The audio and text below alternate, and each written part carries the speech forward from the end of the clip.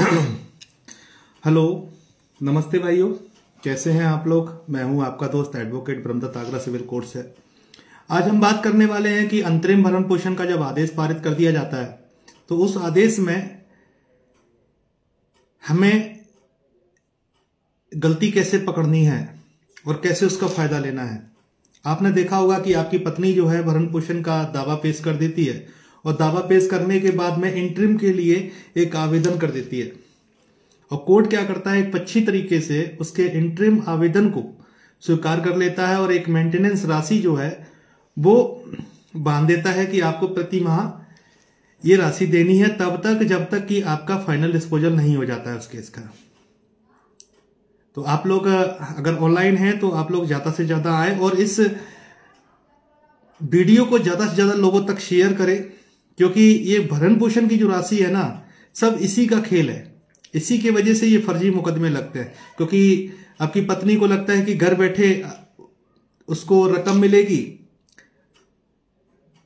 और 498 है वो केवल एक प्रेशर डेवलप करने के लिए है। तो सब खेल पैसे का ही है और मेंटेनेंस का है। ये मेंटेनेंस की वजह से ये फर्जी मुकदमे लगाए जा रहे हैं, पतियों को परेशान किया जा रहा है, आत्महत्या करने के लिए मजबूर किया जा रहा है। जैसा कि हाल में मैंने देखा कि हमारा एक क्लाइंट था, उसका मेंटेनेंस का ऑर्डर हुआ, पुलिस रात के 12 बजे उसके घर में घुस जाती है और उसी का ही एक दोस्त था जिसके घर में पुलिस उसी टाइम पे घुसती है और दरवाजा तोड़ देती है। हालांकि दोनों लोग मेरे घर पे आए और दोनों की फाइलें मेरे पास आ गई हैं, लेकिन क्या होता है कि आप करना तो सब कुछ चाहते हो, बचना भी चाहते हो, लेकिन क्या है कि कोई कार्रवाई नहीं करना चाहते हो। तो आज हम इसी के संबंध में बात करेंगे। जो इंटरिम मेंटेनेंस का जो आदेश पारित किया गया है उसमें टेक्निकल क्या फॉल्ट है, क्या स्टीकिंग ऑर्डर है वो या नहीं है, इसी के संबंध में आज हम बात करेंगे। आप लोग अगर ऑनलाइन हैं तो ज्यादा से ज्यादा इस वीडियो को शेयर करें। आज इसी पे बात करने वाले हैं। अगर आप लोगों के कोई प्रश्न है, कोई क्वेश्चन है, कोई क्वेरीज हैं आपकी, तो आप लोग कमेंट बॉक्स में लिख सकते हैं।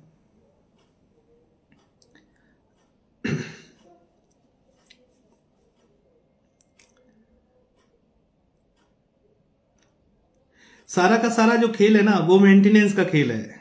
पता है उनको, पता है कि समरी ट्रायल है, कुछ भी लिख दो। 3 चीजों पे मेंटेनेंस हमेशा डिसाइड होता है। आपकी पत्नी है या नहीं, भरण पोषण करने में सक्षम है या नहीं, भरण पोषण पाने की अधिकारिणी है या नहीं। लेकिन अदालत क्या करती है, जब इंटरिम एप्लीकेशन जब अलाउड करती है, जब इंटरिम मेंटेनेंस जब अलाउड करती है, तो वो तथ्य, मामले के जो तथ्य और परिस्थितियों पे ध्यान नहीं देती है।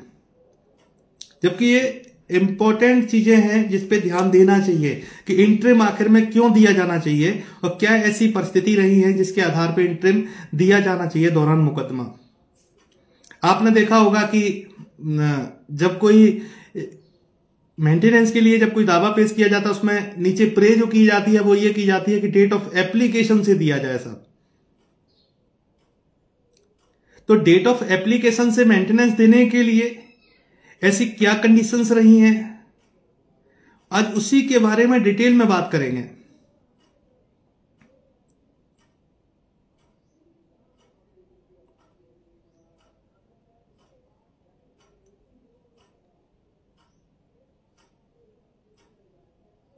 क्योंकि मेंटेनेंस की रिकवरी लोग इकट्ठा कर लेते हैं। कल हमारे पास में एक वकील साहब का फोन आया, उन्होंने कहा कि करीब 7-8 लाख रुपए मेंटेनेंस हो गया है,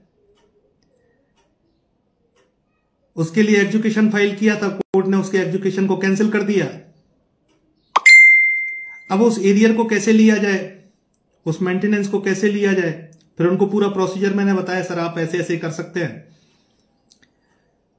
पिछली बार जब मैं लाइव आया था तो मैंने ये बताया था कि जो पुलिस जो है, अदालत ने अगर कोई मेंटेनेंस का कोई ऑर्डर किया है तो क्या पुलिस के पास में सिविल कोर्ट की तरह धन वसूली करने का अधिकार है या नहीं है।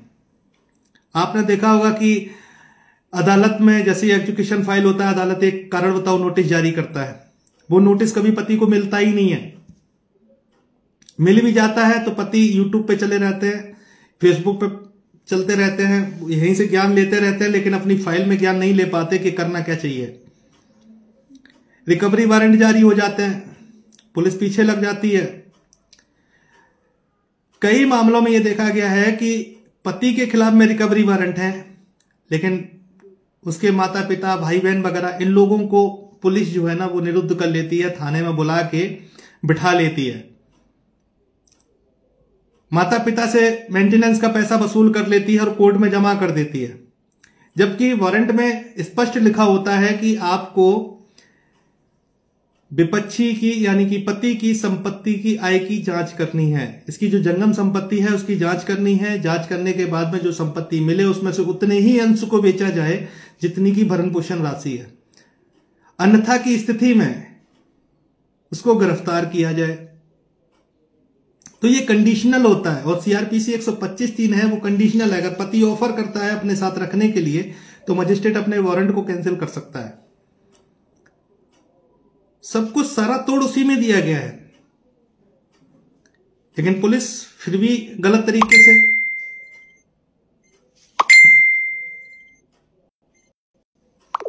भैया क्या 125 सीआरपीसी मेंटेनेंस वाले रिकवरी सूट फाइल करने के लिए टोटल अमाउंट पर कोर्ट फीस 10% देने होंगे रिकवरी फाइल करने के लिए, प्लीज बताएं।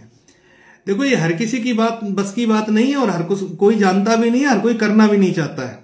और मेरी बात लोगों को कम समझ में आती है, समझ में तब आती है जब वो चीजें अप्लाई हो जाती है। कोर्ट फीस अधिनियम की धारा 7 के बारे में हमने बताया था, उसमें स्पष्ट लिखा हुआ है एरियर ऑफ मेंटेनेंस, लेकिन लोग ये कहते हैं कि भैया ये ऐसा होता ही नहीं है, तो ऐसा होता ही नहीं है तो बात ही खत्म।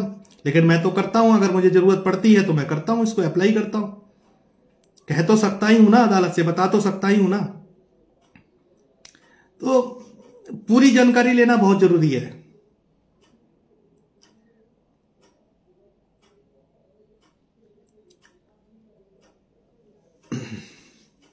आपने देखा होगा कभी भी कोई अंतरिम भरण पोषण का आदेश होता है तो अंतरिम भरण पोषण के लिए उस जजमेंट में कारण स्पष्ट होना चाहिए कि ऐसी क्या इमरजेंसी है जो अंतरिम भरण पोषण दिया जाना चाहिए। अगर डेट ऑफ एप्लीकेशन से अंतरिम भरण पोषण दिया जा रहा है तो आपको यह देखना है कि दावे में जो प्रे की गई है, मूल दावे में, उसमें भी प्रार्थना पत्र की डेट से है। तो भाई उसमें जो जजमेंट जो होगा ना इंटरिम के लिए, उसमें मजिस्ट्रेट को यानी कि जज को ये कारण स्पष्ट करना पड़ेगा तथ्यों के हिसाब से, परिस्थितियों के हिसाब से, कि आखिर में ये इंटरिम मेंटेनेंस क्यों देना जरूरी है। आप कोई भी ऑर्डर उठा के देख लो इंटरिम का, उसमें वही तथ्य होंगे जो दावा के तथ्य होते हैं, वही तथ्य होते हैं उसमें, और उसकी एप्लीकेशन में भी, इंटरिम की एप्लीकेशन में भी वही तथ्य होते हैं। लेकिन उसमें एक कारण स्पष्ट नहीं किया जाता है कि इंटरिम देना ही क्यों जरूरी है दौरान मुकदमा, और इंटरिम अगर देना जरूरी है तो फिर डेट ऑफ एप्लीकेशन से ही देना क्यों जरूरी है। ऐसी क्या परिस्थितियां हैं। जब भी कोई मेंटेनेंस का आदेश पारित किया जाता है ना तो उसमें तथ्य और परिस्थिति देखना बहुत अनिवार्य होता है। इन दोनों चीजों को नकारा जाता है। परिस्थिति में पत्नी की परिस्थिति भी देखी जाती है, पति की परिस्थिति भी देखी जाती है, और जो दावे में जो तथ्य है उसके लिए फैमिली कोर्ट एक्ट के सेक्शन 10 सबसेक्शन 3 के तहत में अदालत उसकी सच्चाई जानने के लिए बाध्य है। तो तथ्य और परिस्थितियों के आधार पर ही मेंटेनेंस अलाउड किया जा सकता है, इंटरिम मेंटेनेंस या फाइनल मेंटेनेंस।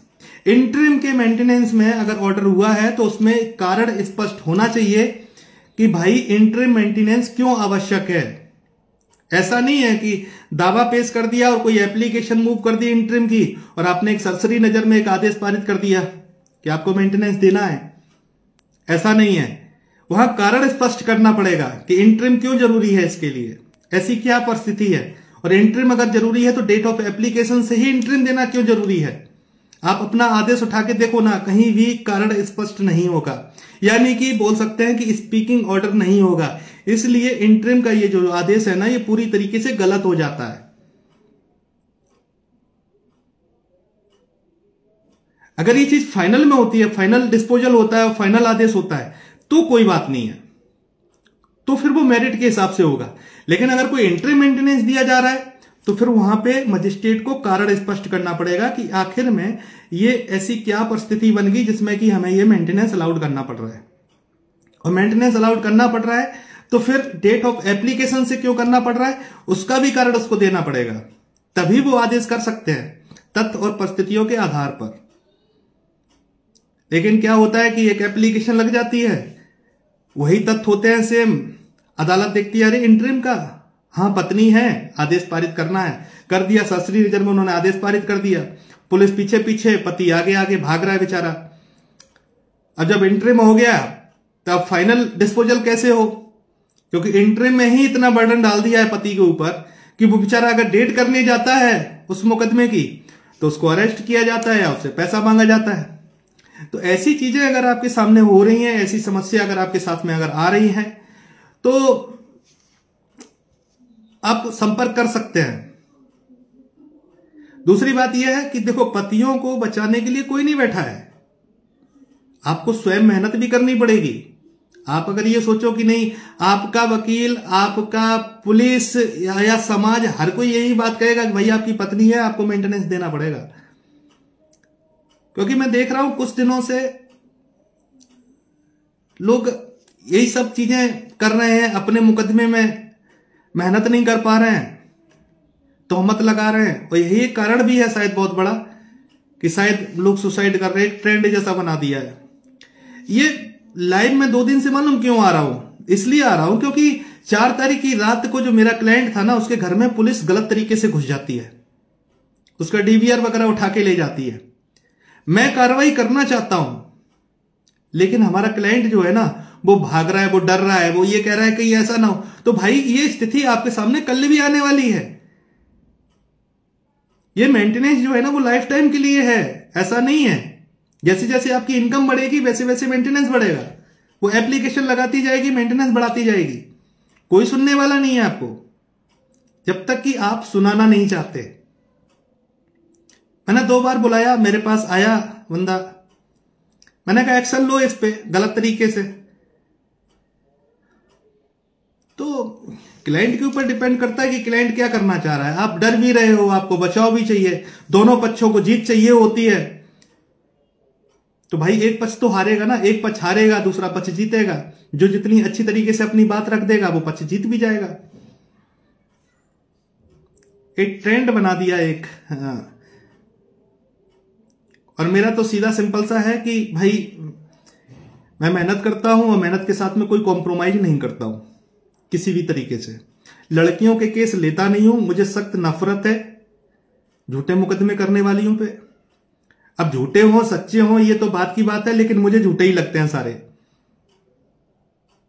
तो समाज सेवा के नाम पे मेरे पास में फोन कॉल ना करें, क्योंकि मैं देख रहा हूं 3-4 दिन से मेरे पास लगातार कॉल्स आ रही है। और भी जिम्मेदारियां हैं। ये तो केवल एक सिंपैथेटिक रूप से आप लोगों के लिए काम करते हैं कि भैया ठीक है, ये हमने भी अगर अपनी लाइफ में चीजें अगर महसूस की हैं, हम भी झेले हैं, तो आपको भी बचाने का प्रयास करते हैं। कर्जदार हैं आप लोगों के, इसलिए कर रहे हैं।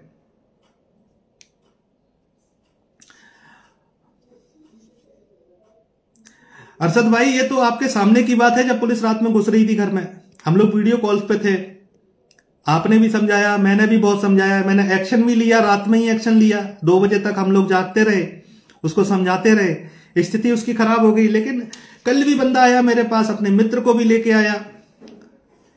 तो जब पार्टी क्लाइंट ही जब रिस्क नहीं लेना चाह रहा है तो हम क्यों भिड़ेंगे किसी से? तुम जीतो या हारो क्या फर्क पड़ता है भाई, हम मेहनत करेंगे तो हम उसका पैसा लेंगे। मेहनत के साथ कोई कॉम्प्रोमाइज नहीं, क्योंकि चीजें निपटने के बाद कोई किसी के पास नहीं आता। और बहुत करके देख चुके हैं, सारी चीजें हैं। किसी को जरूरत होगी वो खुद आएगा, समझेगा हर चीजों को। कल मैंने सुबह दोनों को 3-4 घंटे समझाया, कल शाम को भी समझाया। वो बंदा अपनी फाइल भी दे गया। यार तो लीगल कार्रवाई कर सकते हैं ना, उस लीगल कार्रवाई को तो करना चाहिए ना।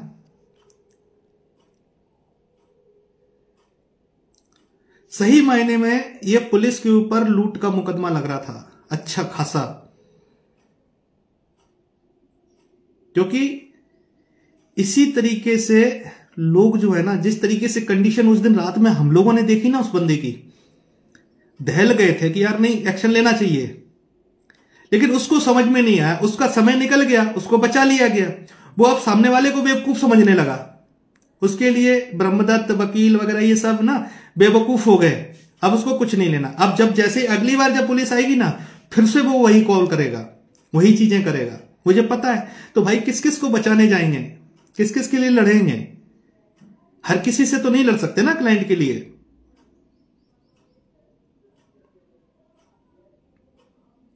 अब उसने देखा कि बचा लिया गया, पुलिस आई नहीं, कुछ हुआ नहीं, एक्शन ले लिया गया मौके पे ही, रात में ही, तो उसने उन सारी चीजों को इग्नोर करना स्टार्ट कर दिया। तो ये एक मेंटलिटी है।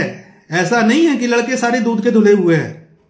बहुत मैटर जानता भी हूं, देखे भी हैं। कई सारे लोग ऐसे भी आए हैं जिन्होंने अपनी पत्नियों को नहीं बताया, दूसरी शादी कर ली, बच्चे हो गए, बाद में बेचारी पत्नियां जो है ना, उन्होंने केस फाइल किए, उनको आज दिन तक न्याय नहीं मिल पाया, 1 रुपए मेंटेनेंस नहीं मिल पाया।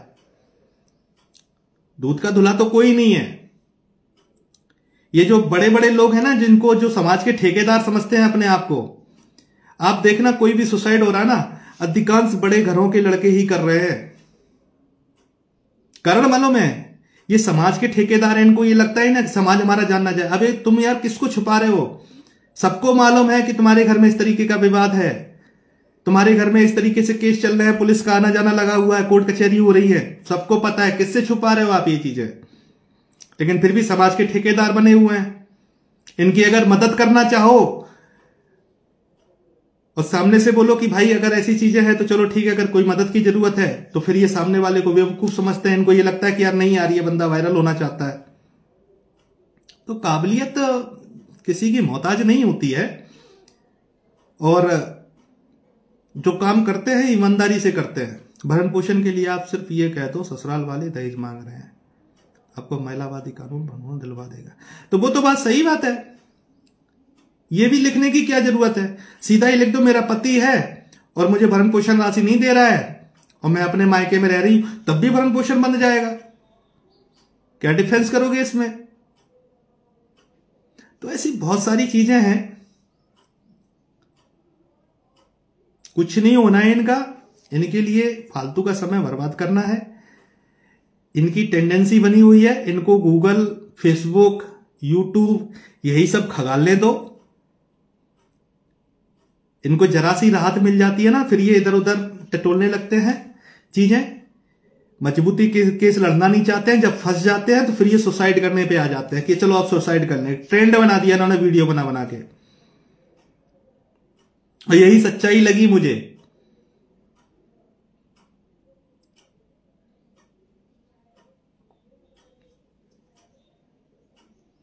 समाज के ठेकेदार है ना भाई, इनको सब बड़ी बड़ी चीजें चाहिए।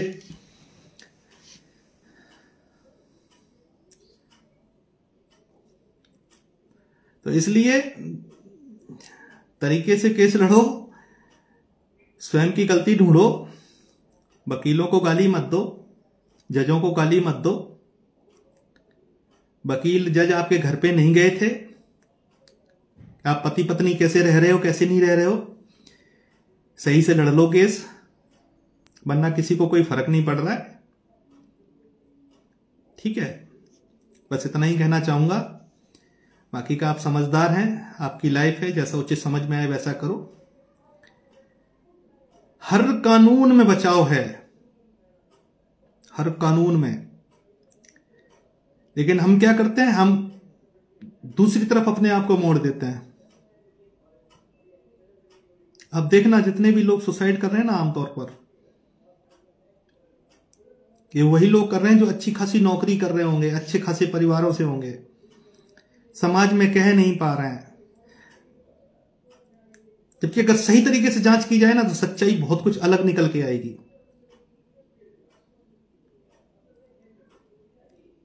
तो इसलिए ट्रेंड ना बनाओ। पूरा परिवार आपका फंसा हुआ है, अपने परिवार की तरफ सोचो।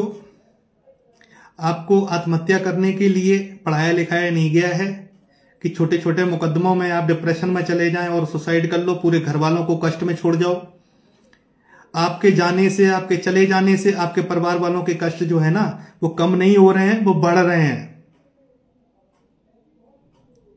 अभी कानून बताएंगे तो आप और परेशान हो जाएंगे कि आपके जाने के बाद में भी भरण पोषण किस कानून के तहत ले सकती है, आपके माता पिता से भी ले सकती है।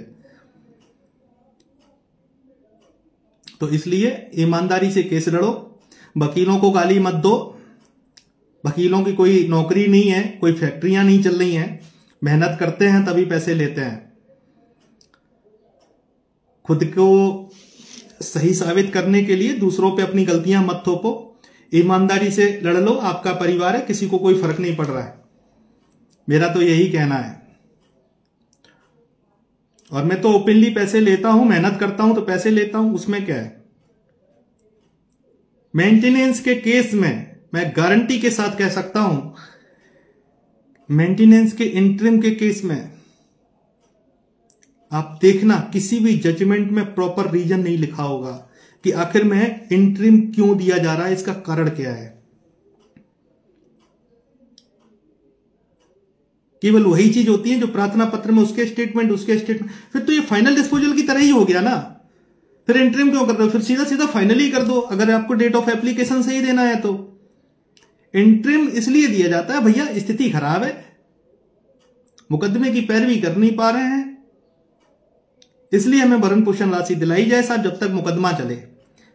लेकिन अदालत क्या करती है, इस चीज को ना स्पेसिफाई नहीं करती है, कंडीशन नहीं देखती है, परिस्थिति नहीं देखती है, तथ्य नहीं देखती है, और इंटरिम का आदेश पारित कर देती है। अब इंटरिम का आदेश पारित कर दिया, इंटरिम दिया नहीं गया, पुलिस पीछे पीछे, पति आगे आगे। अब मुकदमे का फाइनल डिस्पोजल भी होना है। अब जब आपने इंटरिम में पहले ही आपने पुलिस पीछे लगा दी, तो क्या वो पति वहां पे अदालत में जा पाएगा अपना पक्ष रखने के लिए? फिर तो वो एक्स पार्टी ऑर्डर ही होना है, फाइनल होना है, एक तरफा ही होना है।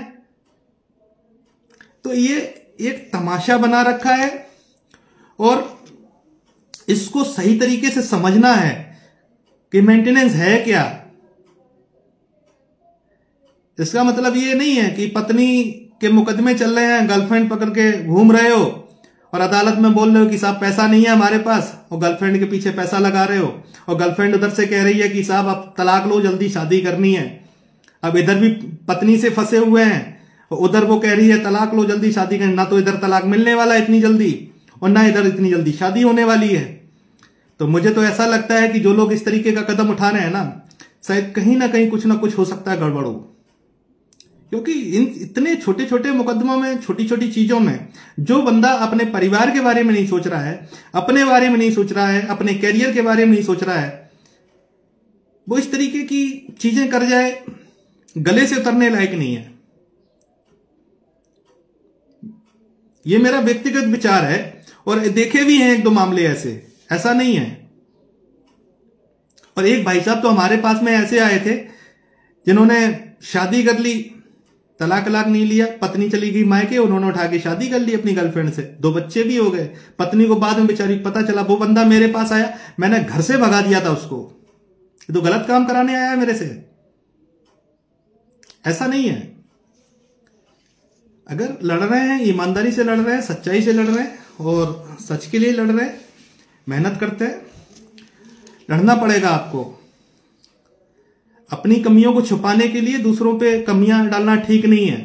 और ये जो सुसाइड कर रहे हैं ना लोग, उन लोगों से मेरी एक ही रिक्वेस्ट है, प्लीज अपने घर वालों को इतना ट्रबल में न डालें, इतना परेशानी में न डालें। आपके जाने से समस्याओं का समाधान नहीं हो रहा है, बल्कि आपके परिवार वालों के लिए और ज्यादा मुसीबत आ रही है। ये जो मैं आपके सामने जो बैठा हुआ हूं ना, ये कोई इतनी अच्छी स्थिति नहीं है हमारी, आ जाओ तो दिखा दें हम आपको। लेकिन तुम्हारी तरह मैंने फांसी का फंदा नहीं बनाया कभी। हां, मन में आया तो 3-4 बार आया, लेकिन नहीं, मैंने लड़ा, अपने आप को डाइवर्ट कर दिया। एक कैरियर गया ना, इंजीनियरिंग का कैरियर गया, मैंने दूसरा कैरियर बना लिया। अपने आप को ढालना सीखो।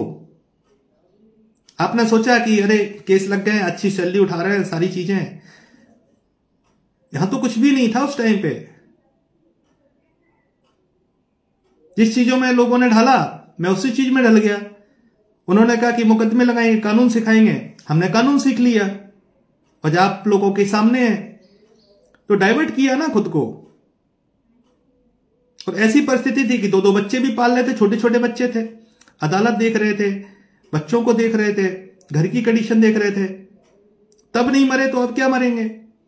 तो ऐसी विकट परिस्थितियों से निकलने के बावजूद भी जब हमने इस तरीके का कदम नहीं उठाया, तो छोटी छोटी बातों पे आप लोग सोचते हो। खुद के लिए जियो यार।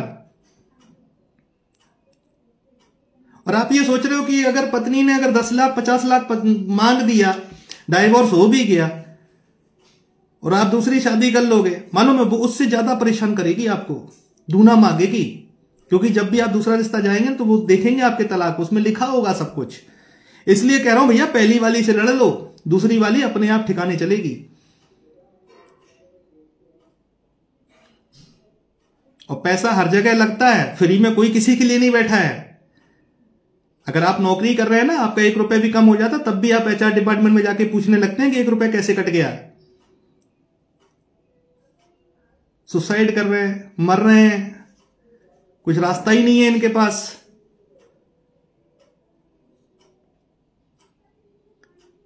चार तारीख की बात है, रात के 12 बजे फोन आता है, वीडियो कॉल पे समझाता हूं, ऐसा लग रहा है जैसे ये सुसाइड कर लेगा, छत से कूद जाएगा। 2 बजे तक समझाता हूं उसको, तब जाके बचा पाता हूं। ये आगरा का मामला है, मेरा ही क्लाइंट है।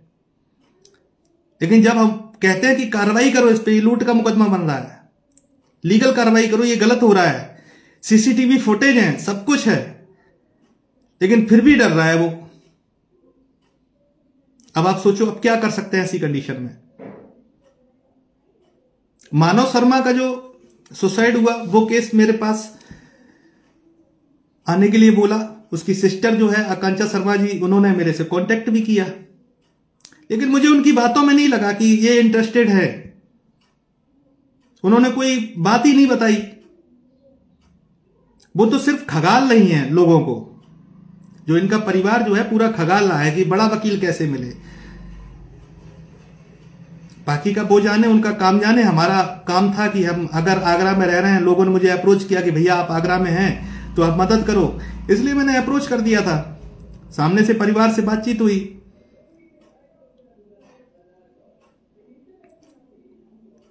तो उनका जब रुझान देखा मैंने, इन लोगों को कोई इंटरेस्ट नहीं है, ये जाने इनका काम जाने, मैंने भी फिर चीजों को दिमाग से निकाल दिया, किस किस को बचाने जाएंगे।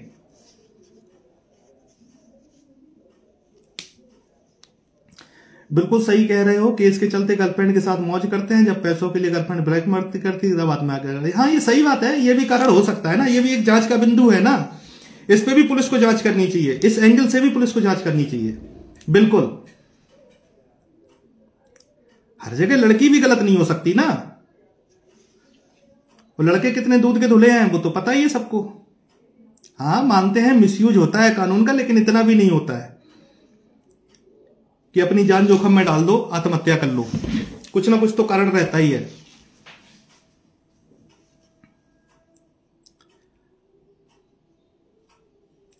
बाकी का आप लोगों की क्या राय है, आप लोग कमेंट बॉक्स में जरूर बताएं।